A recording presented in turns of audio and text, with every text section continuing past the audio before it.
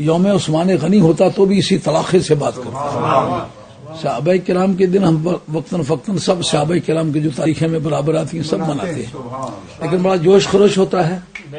سرکار کے صحابہ تو صحابہ سرکار کے جانور ہیں، ان کا بھی نام لیتے ہیں تو بڑی عزت و عظمت کے ساتھ لیتے ہیں، اور یہ ہماری ایمانی ذمہ داری ہے.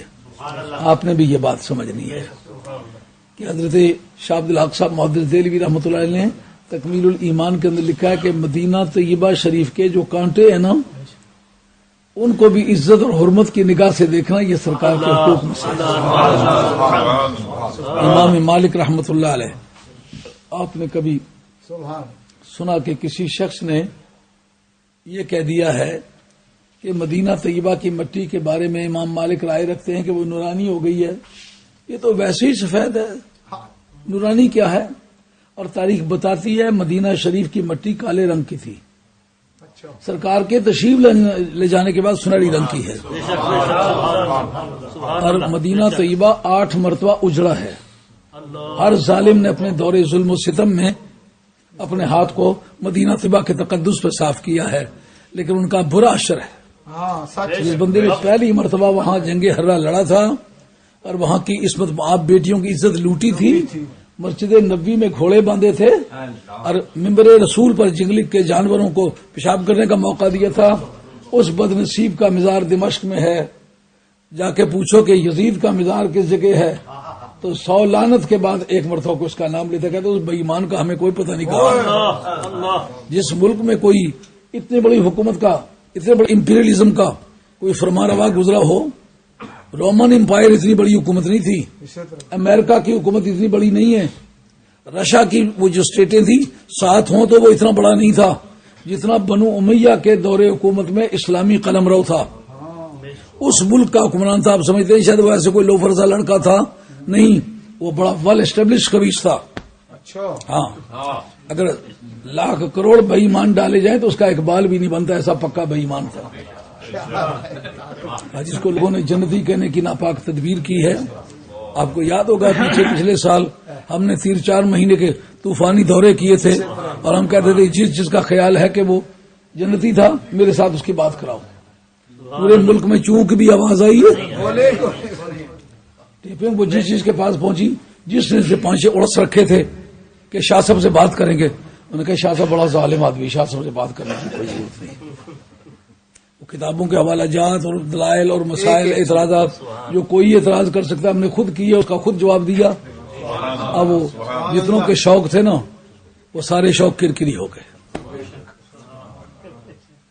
تو اس طرح جس شخص نے مدینہ طیبہ کی عظمت پہ ہاتھ ڈالا تھا نا، اس آدمی کا تاریخ نام لیتے وقت 100 مرتبہ لعنت بھیجتے اور 1 مرتبہ نام لیتے ہیں، اور جو اس کی حمایت کرتے ہیں لوگوں کو بھی لعنت بھیجتا ہے.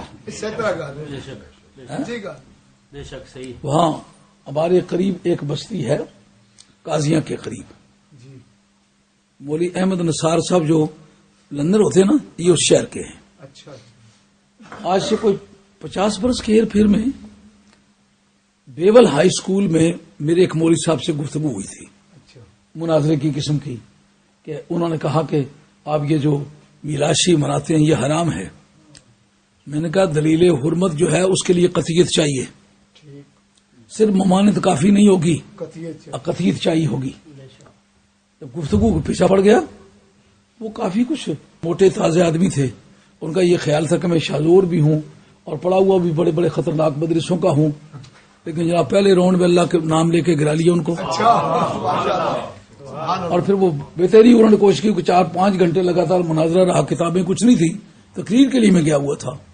پھر اس کا نتیجہ یہ ہوا وہاں سے مولوی کو نکال دیا گیا، یہ مولانا راجہ غلام محی الدین صاحب. اس کے بعد وہاں کے خطیب اسی وجہ سے رہے تھے کہ میں نے اس کو میدان میں مار لیا تھا.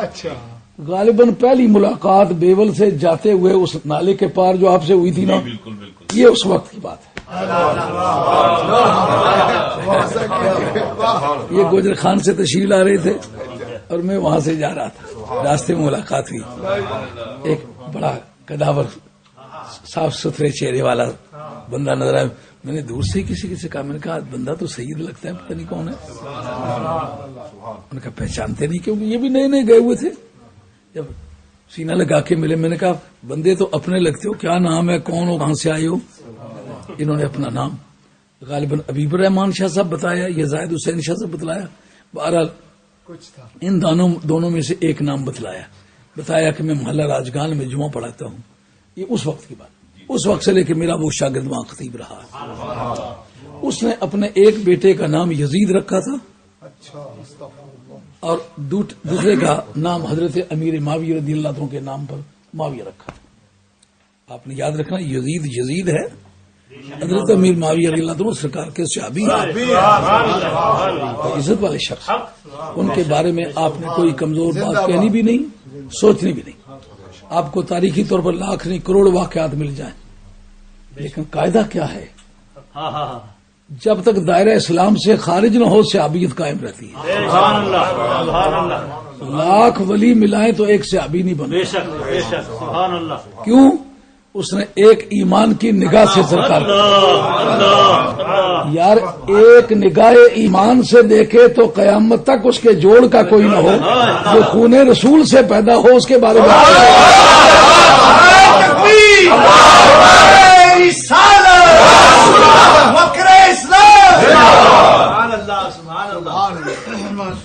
اس نے وہ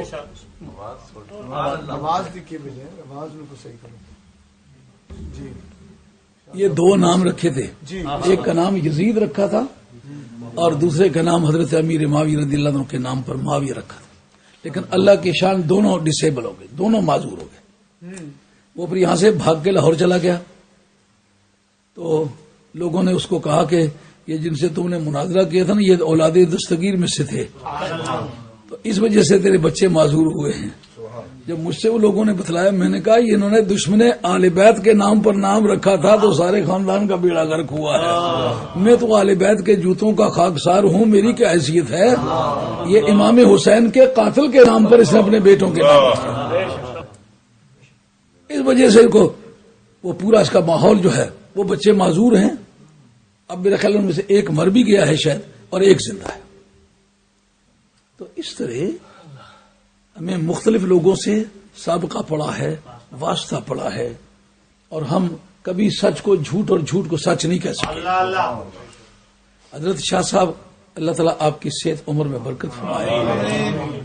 بڑی شخصیت کا آدمی, بڑا سہارا ہے. اور میں کبھی ایک آدھ عمر تھا بیمار ہوئے تو حضور میں بڑے گڑ گڑا کے دعا مانگے. میں نے کہا مولا کریم جب تک میں زندہ ہوں زاہد شاہ صاحب کو زندہ رکھے. اللہ کریم شاہ صاحب کے صحت میں برکت. میری تنہائی کا سہارا ہے, دلی طور پر سکون محسوس کرتا ہوں. جس کے علم و دانش پر بھی بھروسہ کرتا ہوں, جس کی خدا پرستی اور سچائی پر بھی بھروسہ کرتا ہوں. یہ مجھے پتا ہے اگر میں سر سے پاؤں تک کوشش کروں اور ایک جلا بھی کہوں کہ حق سے پھسل کے کہو کبھی نہیں کہے گا. شاہ صاحب ان خدا پرست لوگوں ایسے ساتھی بڑی نعمت ہوتے ہیں. اللہ کریم کو سلامت رکھے. اب میں اس اصل مضمون پر دو چار جملے بولتا ہوں. میں بھی تھکا ہوا ہوں اور ہمارے یہ جو ساتھی آئے ہوئے اکثر بیشتر ہمارے مشن کے لوگ ہیں. بھرتی کا آدمی بہت کم ہے اور یہ بھی ایک غنیمت ہوتی ہے. یعنی جو بڑے صلاحیت رکھتے ہیں وہ سننے کے لیے آئے ہوئے. کئی مرتبہ دیکھا ہے کہ بڑی تعداد میں جلسے ہوتے ہیں, بندے بے شمار ہوتے ہیں, لیکن اس طرح پتہ چلتی ہے بھینسیں بندھی ہوئی ہیں چارہ کھا رہی ہیں, ان کے سامنے میں بین بجا رہا ہوں.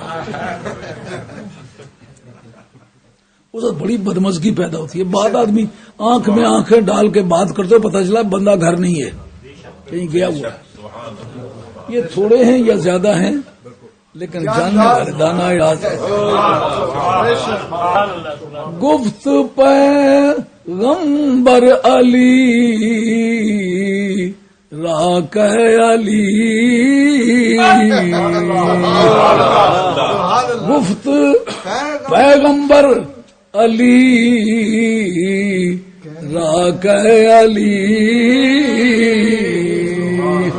شیر حقی پہلوانی پردلی. یہ لاؤڈ اسپیکر